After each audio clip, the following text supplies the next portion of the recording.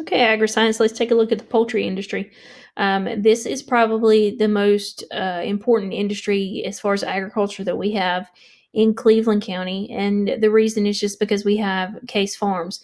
And so when we're looking at the poultry industry, it has just grown by leaps and bounds over the last 20 to 30 years. And the reason for that is just because people have become so much more health conscious, that they are consuming a lot more chicken than they are beef and other red meats. So when you're looking at poultry, you are looking at one of the most lucrative animal science industries in the country. And so you have to kind of think, just like with the dairy cattle and the beef cattle, what is the purpose behind the animal that we are looking at? What is the purpose behind the animal that we're raising and working with? And some of them are layers, and some of them are broilers. The chickens that I have at the barn are all layers.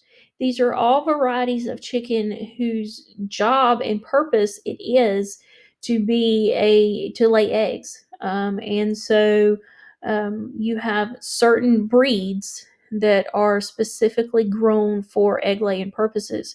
The most popular one of those is a white leghorn, and we'll take a look at a picture of a white leghorn in just a few minutes.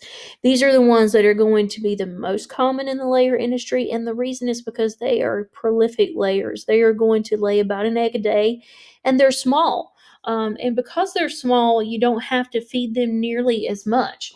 And so those white leghorns are going to be efficient, and they're going to be less expensive to grow.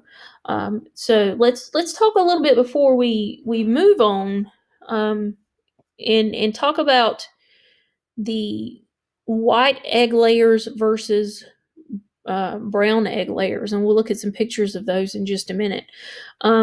With the white egg layers, you're looking at a breed of animal that is small, and you don't have to feed a tremendous amount of food to.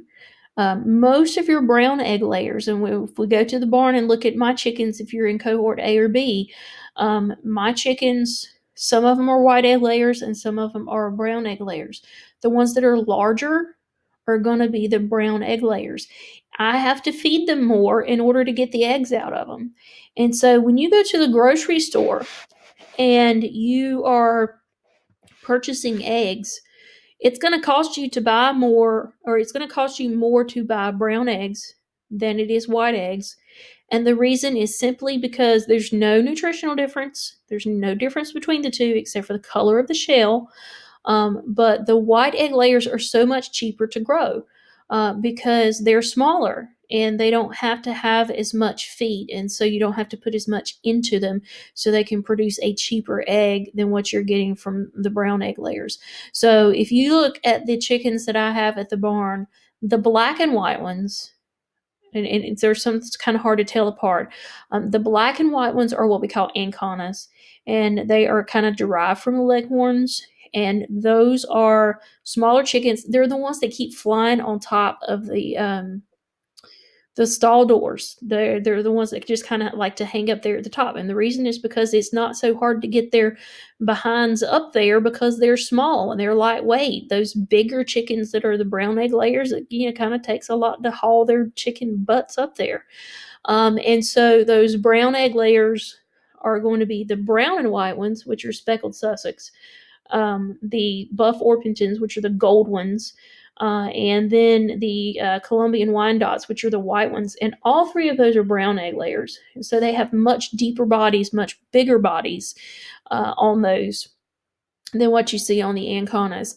And so when we're looking at layers, the smaller the bird, the more likely it is that it's going to be a white egg layer. So that's the difference between those two when you go to the grocery store. Nutritionally the same, exactly the same on the inside, but the brown egg layers are going to cost more because it just costs more to feed them. So that's layers, and we'll take a look at some pictures of some layers in just a couple of minutes. But the other side of the poultry industry is broilers, and broilers are going to be chickens that are grown for their meat. So these are the chickens we're actually eating. And the thing about these chickens is, and let me actually go ahead and Uh, well, no, I'll go ahead and show you this picture. This is what a broiler looks like.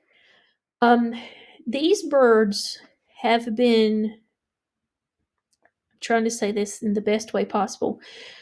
You hear a lot of times people talking about hormone free chickens. Well, here's the thing, none of them are given hormones and antibiotics. Yes, they have naturally occurring hormones, we all do, but they have not been pumped up with hormones, they've not been pumped up with antibiotics. That's illegal. It's illegal to actually do that to broilers. So when you see people who are advertising hormone and antibiotic free chickens, they're just using that as a marketing ploy, because they are all hormone and antibiotic free. So sometimes you hear people talking about um, the the way that they pump up the chickens with bad stuff. No, they don't pump up the chickens with bad stuff. We have a former student who actually works. He lives in Tennessee, and he actually helps to produce the genetic stock that you see for Tyson. And so he's working with birds that are tens of $1,000s per bird because they're the premier genetic stock. And so what they've done over the years is they have just created genetically superior birds. They take great birds and they breed them, and they hopefully get a greater bird. And so what they have done is they have created these birds that can grow so fast that you're looking at a turnaround time of about 6 weeks. And so you look at this one right here, and it's kind of funny looking. I'm going to admit it's kind of strange looking because it looks like it's got this huge wad of meat here on the front of it. But that's because the consumer has demanded white meat. The consumer has demanded breast meat. And now, whatever you decide you want whenever you eat your fried chicken is totally up to you. I think dark meat has much more flavor, but the white meat is going to be more healthy. I think dark meat, uh, is tender and juicy, whereas the white meat can have a tendency to dry out a little bit. But because of the health aspect of things, people have preferred the breast meat, which is right here. And so what we have done is over the years we have genetically created this bird that is superior as far as being able to grow quickly and create a lot of breast meat. And so this is what the broiler industry is looking for these days. No hormones, no antibiotics, none of that crazy stuff. That doesn't happen in the poultry industry, even though there are people that will tell you that it does. It's not true. Um, so this is what we do in Cleveland County. We're looking mostly at case farms. Case farms, we're growing broilers. So the poultry industry that we have in this area, and most of the people who are working with the poultry industry in this area are raising broilers.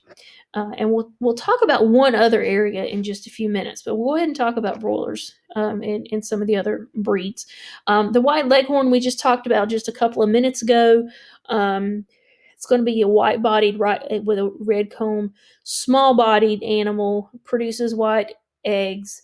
Um, my kids call them egg laying machines because you don't have to have a whole lot of feed to give them in order for them to produce a lot of eggs. Normally, what we have done in our industry as far as broilers is we've crossbred. We really don't have anything in industry as far as broilers that are a purebred anything. So we end up with that picture that I showed you just a couple of minutes ago. It's a crossbred animal that grows quickly and doesn't have to have a whole lot of feed in order to be able to grow quickly. They're very efficient. North Carolina is huge in the turkey industry, not in this part of the state. In the eastern part of the state where I'm from, I grew up about a mile from the largest turkey processing plant in the world. It is now owned by Butterball, and so tremendous amount of turkeys in North Carolina, huge industry, just not necessarily in Cleveland County.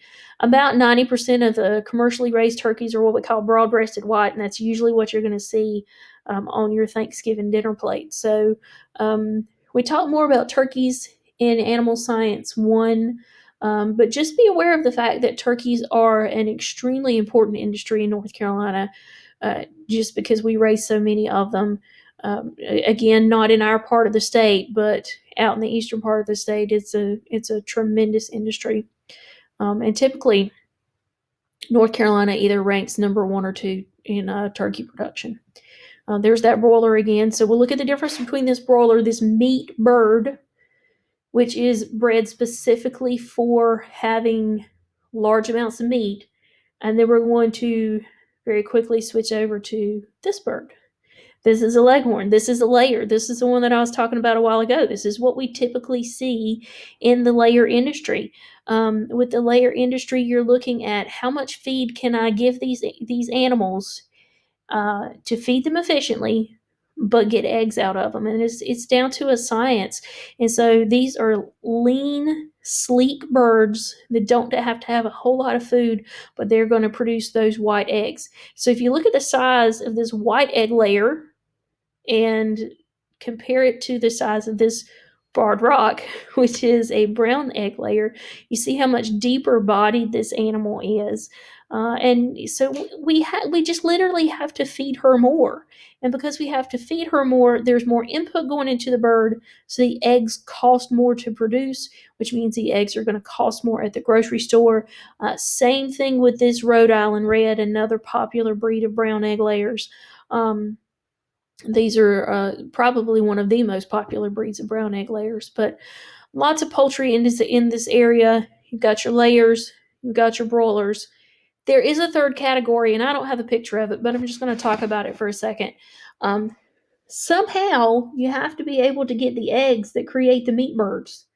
And so we really don't talk about this aspect of it a whole lot, but there's a whole other section of the poultry industry called the broiler breeders. And so those are the people who are actually breeding chickens to get eggs, not to eat, but to get eggs to hatch that will become the broilers. And so there is a third aspect to it. Yeah, it's along the same lines as the broiler industry, but you do have to have that layer aspect as well. Because most of the time, broilers don't get old enough to lay eggs. Most of the time, your broilers are out of the house in, a couple of months. And so because of that, they don't, it takes 20 weeks for a bird to get old enough to actually lay eggs.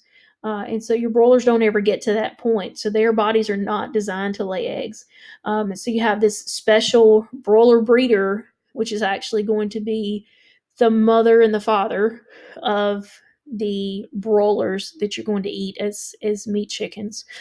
So three different aspects, and you will see the broilers and the broiler breeders in Cleveland County. So probably our most popular agricultural commodity that we have in Cleveland County, and you know, I don't see it getting any smaller anytime soon because people are consuming more and more chicken. So next time we will take a very brief look at horses, um, and then we'll finish up with breeds with the aquaculture industry. Take care.